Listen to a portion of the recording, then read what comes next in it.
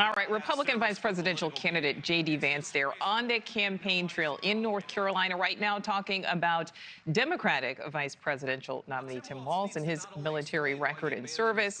Vance also focusing in on the southern border and foreign policy, what he views as failures by the current administration and by Kamala Harris.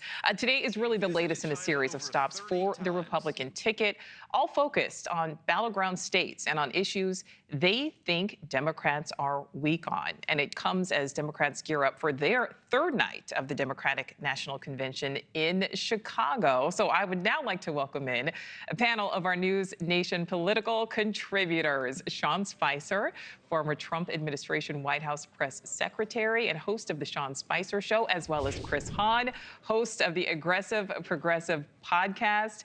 Gentlemen, thank you both for your time. Really looking forward to this panel. I do want to talk about what's happening today there in North Carolina, but we do have to take a moment to assess what we have seen and heard so far. So, Chris, I would like to start with you.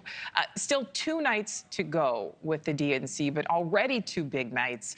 From your perspective, what are the biggest differences you are seeing between the 2 parties' conventions? I think that the Democrats are happy. They're hopeful. They're not trying to spread fear. I mean, if you would have listened to the Republican National Convention, I would have been killed on my morning run here in Chicago. But you know what I see? I see a thriving American city where people are doing everything they want to do and living their best lives without fear. And I see a party that is completely united, energized, and pumped up. Now, look, I'll admit that the Republican convention, there was a lot of organization, there was a lot of unity. But you know what? There was also a lot of fear-mongering for the American people, trying to tell them that if you go a certain way, the country that you know will be gone. By the way, something that they have been saying since 1992 and has never been true then, it's not true now, and it never will be true. And I'm really enjoying myself here in Chicago. You know, and to be fair, a lot of Americans really do, have valid fears. Sean, I kick it over to you now, because the DNC audience, not only hearing from tried and true Democrats, they're also hearing from Republicans, like a former White House press secretary for the former president, Stephanie Grisham. She told the audience that the former president mocks his supporters in private, that he's called them, quote, basement dwellers. Now, that may or may not be true, because, again, that is what happened in private. But how do Republicans, Sean, hold on to those voters who are on the fence right now? Well, first of all, I hope that Chris makes it out of the United Center, because the images that I've seen are some of the largest police presence in Chicago. So the idea that he could go his morning run would be kind of interesting, considering the images and the police presence that exist there and the protesters that are there. Maybe he can go for the run and do laps inside the United Center before the delegates get there. But I don't think Chicago is a normally safe place. It's only safe now because the Chicago police and every security force and law enforcement agency is there protecting the ability of these people in there, and the protests are pretty large outside. Look, I think we presented, and President Trump presented, a pretty stark and compelling difference.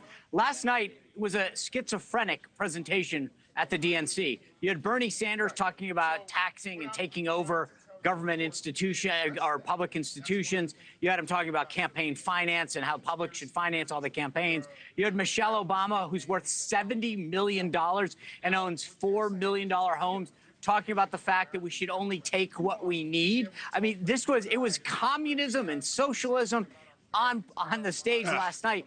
It is unbelievably schizophrenic with the presentation that they're trying to make to the American people. I was very happy. I thought it was the best performed Republican National Convention of either party. When we walked out last night, we were unified. Chris is right about that. But we presented a different image to the American people, that they can be in control of their future, that we want a more prosperous and safe country than what's going on there with the DNC.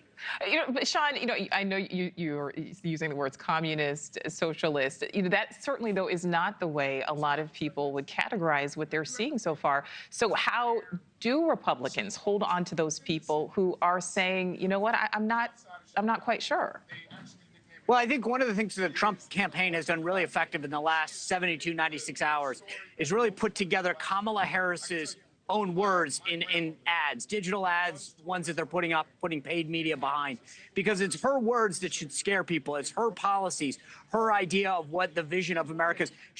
Thanks for watching. Go to joinnn.com to find News Nation on your screen. And don't forget to click the red subscribe button below to get more of News Nation's fact-driven, unbiased coverage.